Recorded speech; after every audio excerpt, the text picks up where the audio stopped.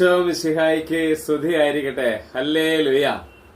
Daniel mission ministry ഒരുക്കുന്ന വചന കൂട്ടായ്മയിലേക്ക് നിങ്ങളെല്ലാവരെയും സ്നേഹപൂർവ്വം ഞാൻ സ്വാഗതം ചെയ്യുന്നു. ഒരുമിച്ച് പറഞ്ഞേ ഹല്ലേലൂയ. എന്റെ പ്രിയപ്പെട്ട സഹോദരങ്ങളെ, യോഹന്നാൻ ശ്ലീഹ നമ്മളെ പഠിപ്പിക്കുന്നത് ഇങ്ങനെയാണ്: നിങ്ങൾ എന്നെ സ്നേഹിക്കുന്നെങ്കിൽ എന്റെ കൽപ്പന പാലിക്കും.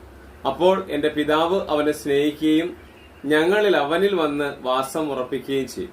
അപ്പൊ ദൈവത്തിന്റെ ആ ആഗ്രഹം ഇതാണ്: നിങ്ങൾ എന്നെ സ്നേഹിക്കുന്നുണ്ടെങ്കിൽ നിങ്ങൾ എന്റെ വചനം പാലിക്കും.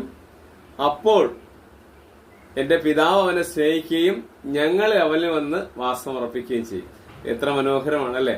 ത്രിത്വം നമ്മുടെ ഉള്ളിൽ വസിക്കുക, ദൈവസ്നേഹത്തിലേക്ക് നമ്മൾ കടന്നു വരിക അല്ലെ.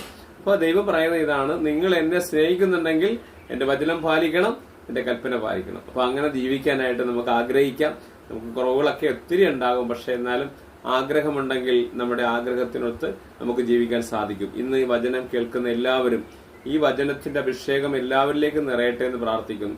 ഒത്തിരി വചനം പഠിക്കുവാനും വചനത്തോടുള്ള ദാഹം ഉണ്ടാകാനും വചനമനുസരിച്ച് ജീവിക്കുവാനുള്ള കൃപ നിങ്ങൾക്ക് എല്ലാവർക്കും പിതാവാ ദൈവം യേശുക്രിസ്തു വഴി തരട്ടെ എന്ന് ആഗ്രഹിച്ചുകൊണ്ട് പിതാവിന്റെയും പുത്രന്റെയും പരിശുദ്ധാത്മാവിന്റെയും നാമത്തിൽ ആമേൻ.